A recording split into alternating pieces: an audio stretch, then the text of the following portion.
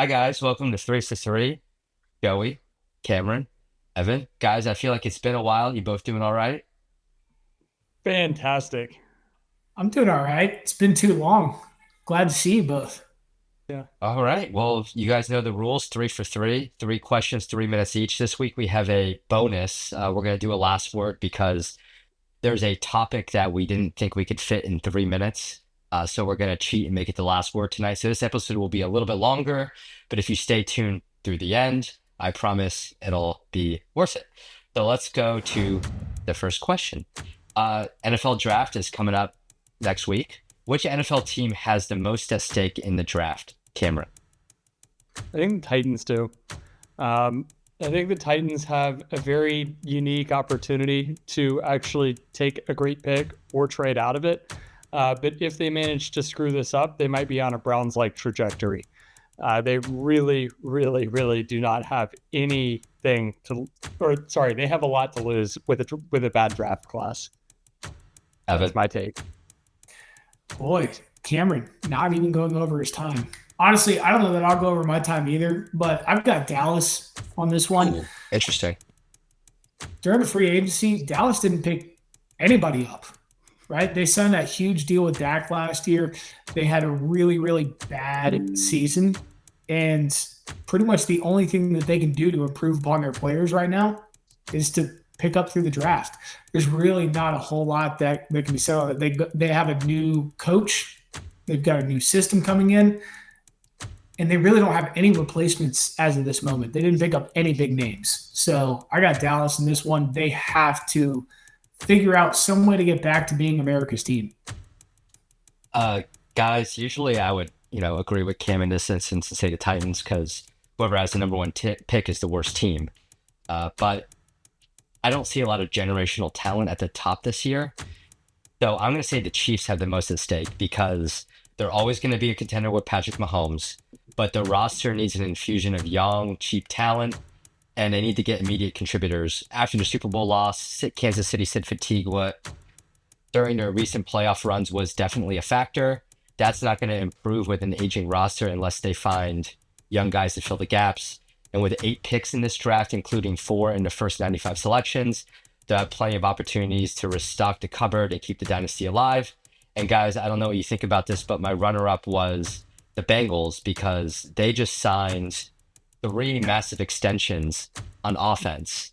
The 2 receivers and a quarterback. They're very bad at defense.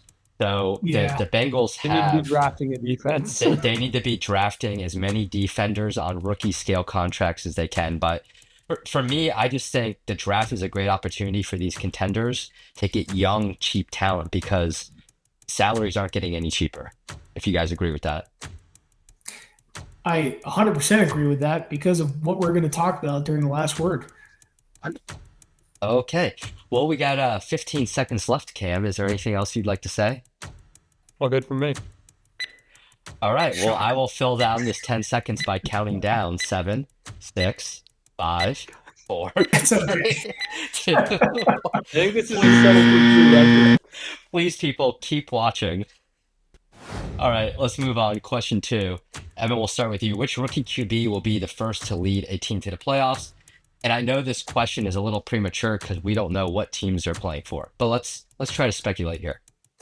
Yeah. So what I'm basing all of this on is the information that we know right now. And that is Cam Ward, out of all of the top quarterbacks that are going to be drafted this year, he's the only one that I can say for sure is going to be a starter wherever he goes. Most likely, he is going to be playing for, oh my gosh, I just completely forgot who it was. Joey, help me. Who's Cam Ward going to play for? The Titans. Sorry. Yes. Oh my gosh. Yeah. See, that's how we're going to fill the minute. But here's the thing: I would pick Shadur Sanders, most likely for the Saints. But here's the thing: Derek Carr is such an unknown right now. You don't know if he's going to be healthy or if he's not going to be. So we don't know if he's going to be starting for New Orleans. We don't know if he can ever lead them to a playoff. So as far as what we know right now, it's Cam Ward leading the Titans to a playoff, not next year, mind you, but probably the year after. All right, Cam. I think the question was next year, though. No, it's I think not for just the me, it's first. never going to It's be a just the team that's first. a very First, spot first to lead them to a playoff. or first to lead them in Next year. general. Yeah. I don't think it's going to be the Titans. I think there's still a couple of years out at a bare minimum. I think there's a couple of other teams that come to mind, and usually it's going to be a team that has some talent and is just missing a couple of crucial pieces to try and get there. I think the Steelers potentially could be that team. I know I've heard Jalen Milroe potentially going there. I really hope, as like a Bama guy, that is not actually what happens. I have no bias towards the NFL. I just don't know if he's going to translate. But I would actually really like to see maybe a Jackson Dorda have an opportunity to play there. I think he could be an excellent pocket passer that's really able to sit back, and he does have offensive weapons. Mike Tomlin has historically been able to work well with quarterbacks that are able to sit and buy time under center. I think he would be an excellent addition to that roster. That's my pick. I think if Shador Sanders is drafted by the Saints at number 9, they could easily make the playoffs in the NFC South. What I'm hearing is Derek Carr is not going to play next year. He has a shoulder injury. And if you look at that roster, they blew out their first 2 opponents last year, and then everyone got injured. And they hit the bed. They didn't have anyone. They had no one. So you plug in Shador Sanders with Alvin Kamara, Chris Olave, Raheed Shaheed, and a pretty decent defense. I think they'll. Of course, that's if he gets drafted by them. This is all speculative. Let's move on to question 3, and I'm really excited about this one. The most hated team in college football right now is Cam. I think it's pretty easy answer. I think it's probably Ohio State. Obviously, we had the $20 million roster debacle last year, and I really think they retain that top spot of just being the most hated team out there. I think Ryan Day has proved time and time again that he's not a very likable human being. I think that the roster is loaded with talent to the point that people just outwardly don't like them. And that would be the team that I would look at and just go, that's America's most hated team. Evan, over to you. And now Evan and I are going to probably agree on the same team, but go ahead.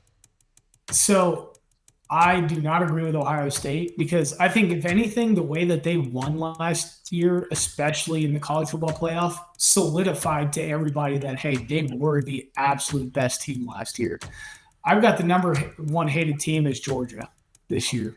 And my reasoning for that is, look, I live in Georgia, so I am around a lot of the fans. They act like every year right now they've always been in the national championship, and they deserve to win a national championship. I hate to say it, but over the last however many years they've been playing football, you have 4. You have been a consistently really good team over pretty much forever, right? But your last championship before 2021 was 1980. That's a 41-year stint of not having it. You've gone through a lot of really good coaches. You fired a lot of really good coaches, and you brought in some better ones. And you have a coach now that is amazing. But to act like you have always been there and always will be there and deserve to win at everything you do, I don't see anybody that I've ever talked to that thinks that Georgia fans are the really good fans out there. And that's why they're most hated. All right, guys, with all due respect to my wife and no due respect to you, Cam, most hated team in college football is the Alabama Crimson Tide. And wear it with a badge of honor, dude. They won so much. It's hard not to hate them. 6 national titles since 2009. Ohio State has not won enough to be the most hated team. Texas has not won enough to be the most hated team. They are both hated, but Ohio State, they won a national title in 2014 and last season. That is by far not enough. Alabama has won in every which way. They are despised. When they lost to Vanderbilt in the way they did, the whole country rallied around that. No one else rallies around any other team I losing think I have to hear this on every Settle for 3 episode. more than Alabama. Yes. But I have Georgia as a razor-thin second. Dark horses, I have USC and LSU third and fourth because I don't think people like their coaches. I don't think people Yeah, like Lincoln Riley because he ditched on Oklahoma, and no one likes Brian Kelly. So I think can I those make guys are, yeah, go ahead, real quick, one? I want to make one quick comment. real quick. My number two is actually kind of a unique team. Mine was Colorado, and I think Okay. it's a very much undeserved hatred that I Dio had them built up out there there. too. Yeah. I think he's done an excellent job in trying to make a program that is historically bad into something that is at least respectable.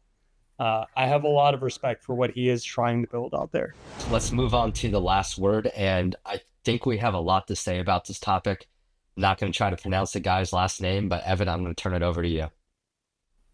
All right. So before you guys come in, let me just get on my soapbox and see what happens here. Let's talk about the Nico situation over at Tennessee. I'm a Tennessee fan. I at least was and still am to a certain extent a Nico fan. As probably everybody knows at this point, Nico separated ways, entered into the transfer portal this last week, sat out in spring practice and in the spring game last week to hold out for about double the amount that he was being paid in NIL. Here's the pros for Nico. If you are in a job, and coaches in college football especially are the prime example of this. If you are in a job and there is somebody out there willing to pay you more money, why would you not ask for more? Especially if you might be unhappy in the system that you're in. Especially if you're at a Tennessee that, for the first time under Heupel's leadership, has gone a rush first and a defense first type of play style. It's not the team that you came into. Now, on the flip side, which let me just put this out there now. I do not condone what Nico did. I think it was idiotic for the stunt that he pulled. And I think it was great for college football that Tennessee did not give into it. On the flip side, everything that Nico did on this, he made himself the villain. If he had just entered into the transfer portal back in December, which apparently is rumored that he searched around at that point, there would be a lot of people at Tennessee and around the country saying, Tennessee, why did you not figure out a way to work with him? It didn't matter what the number was. It didn't matter whatever you were going to do. Everybody was bought in on Nico. Given that he didn't have the best performance last year, especially with what we thought he was going to do, that would have been the story. Now that he sat out of spring practice, sat out of the spring game, and everything went public, and then he entered into the transfer portal, he made Tennessee look like the absolute hero for all of college football, which I do need to remind people that this all did kind of start with Tennessee suing the NCAA last year. So they did kind of set the precedent for this. But he looks like the absolute villain, and he was chased out. And now everybody loves Tennessee and what they did. It was a huge win for coaches. But if the roles were reversed, if we rolled back the clock a couple months and Nico entered in the transfer portal early, if he did it quietly, it would be a whole different story. And I think we'd be looking at a lot worse situation for Tennessee. But he's only a villain until the next team comes in and gives him $4 million, and then that team is the villain.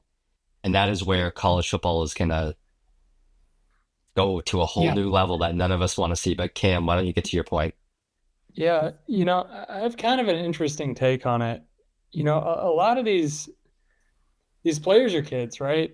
They are adults. They are, professional athletes because they're getting paid as such, but they're kids. Whoever was in or is in who he believes is in his camp and is giving him the guidance to try and go against this, they are not on your side.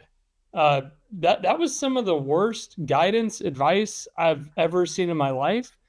And Heupel made the right decision for his team and set the proper precedent. Nico, quite frankly, it made zero sense to do what you did. And I think the best solution for you, and you're starting to see it as some of these teams are dropping out. UNC with Belichick dropped out today of the sweepstakes to try and get him. I don't think he's getting $4 million. I don't think he's getting it from anybody because nobody wants the baggage associated with him. I think he's better off swallowing his pride, going back and saying, I made a mistake. It was guidance from so and so, and I want to play for this team. I No. actually think that would be a better opportunity. And when he gets asked going into the draft what happened, I think that'll be able to be easier to play off than trying to explain why you're not a good person. There's no going back at this point. Let's I don't just think he be would, really clear about but that. he should admit fault and try, in my opinion. This was a complete and total mistake by him and his entire camp. He Whoever should. he's listening to is a moron. And let me just say this. I think that originally there probably was a team out there that was saying, hey, you could make not $4 million, but north of three, let's call it. And so he went back to his current employer, right, and said, hey, if you want to keep me, these people over here are offering me so and so. You need to offer me this. And that's the free market for NIL, right? It's a completely unregulated market. If you're not transferring anywhere within the SEC, you don't have to sit out for a year. So why not take a shot? There's one crazy thing though. If you're really good with your team, you can get percentages of jersey sales. You can go to bars. You can do other things. You can sign agreements. Tennessee is, well, they're not my favorite program, obviously, as an Alabama guy. They're a very large program with a huge following and a lot of fans. I think part of the mistake is looking at the NIL money and going, my income is only what I'm receiving as a salary. You have all those other opportunities through the university, through the boosters, and through all of the other sponsorships that exist. And you just pissed it away. Why? Yeah. And let's not forget that he was actually exploring this in December before the college football playoffs. Yeah. So that's a whole other thing. So my take on it is, first, let me give him the very bare benefit of the doubt and say, A, he had bad advice. And sometimes you can be the smartest 19-year-old in the world, but you're still a 19-year-old. And often when you're 19 years old, you are the smartest. Yeah. And teenagers make rash decisions sometimes. And he probably got advice that said, you are going to be an NFL quarterback. Get your money now where you can. And from a business standpoint, I totally get that. I don't look at Tennessee, man. They were a rushing team last year. A lot of Nico's touchdowns came because Dylan Sampson threw in secondaries. And Nico overthrew a lot of passes. We all watched that Florida game where he overthrew the ball like 94 times. So I think the jury is out on him as a quarterback, period. I mean, yes, he got his team to the college football playoff. Give him credit for that. But Tennessee is not a passing team. They live and die by the run and give the quarterback opportunity to make plays. And he did that for the most part last year. Yeah, last year. So run and shoot. They like Hypo likes the explosive ball down the field. Joe's right about last year. Yep. Yeah. So I think he got bad advice, and I think someone told him, "You don't know what your NFL future is like. Go get your money." And I don't think you guys would agree. Like, we're never gonna knock someone for getting paid, right? Like, that's the world we live in. Your value is what your employer thinks it is. If they're willing to pay you a lot of money, then that's what your value is. That's on your employer at the end of the day. But so you can't knock him for that. Now, he handled the situation as worse as you possibly can. Not showing up to practice, just not picking up phone calls from coaches.